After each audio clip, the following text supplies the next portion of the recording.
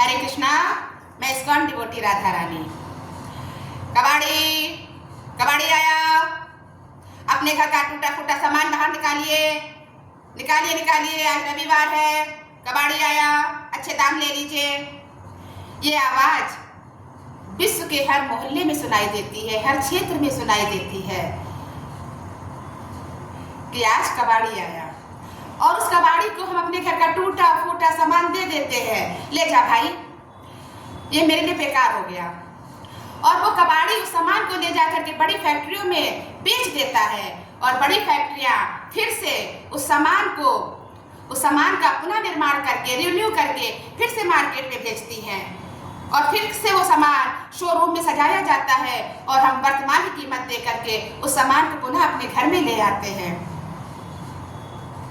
यही होता है ना, कबाड़ी अपने घर में तो सामान रखता नहीं है। जैसे हम डेड बॉडी को अपने घर में नहीं रख सकते, उसे शमशान भेजना ही भेजना है।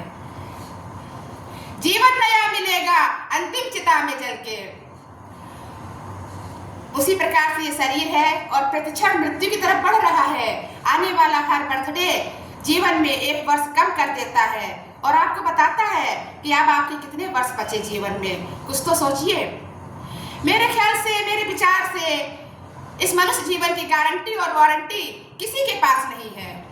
अगर किसी के पास इस जीवन की वारंटी और गारंटी है कि ये शरीर कब तक स्वस्थ रहेगा, वारंटी नंबर 1, और गारंटी कब ये अंतिम सांस लेगा, तो जिस नंबर से ये वीडियो बन रहा है ना, वो मुझे संपर्क करें।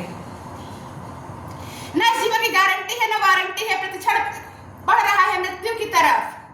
और जब ये शरीर कमजोर हो जाता है, अंतिम सांस ले लेता है, तो ये भी शमशान की अमानत है। जीवन नया मिलेगा अंतिम चिता में जल के, जीवन नया मिलेगा अंतिम चिता में जल के। लेकिन जीवन को नया मिलने से पहले क्या प्रार्थना करनी है भगवान से? आप पुनः संसार में भेजेंगे, पुनः संसार में भेजेंगे। कोई ना कोई तो काम अधूरा रह ही जाता है ना, हर इंसान का रह जाता है। उस काम को पूरा करने के लिए पुनः मनुष्य आता है इस धरती पर।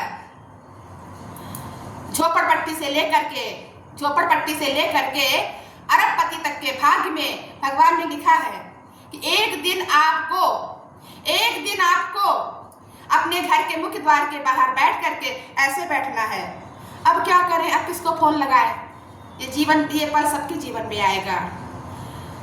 यहाँ अमीर तो कोई है ही नहीं, किसी को रईस मत मानिए।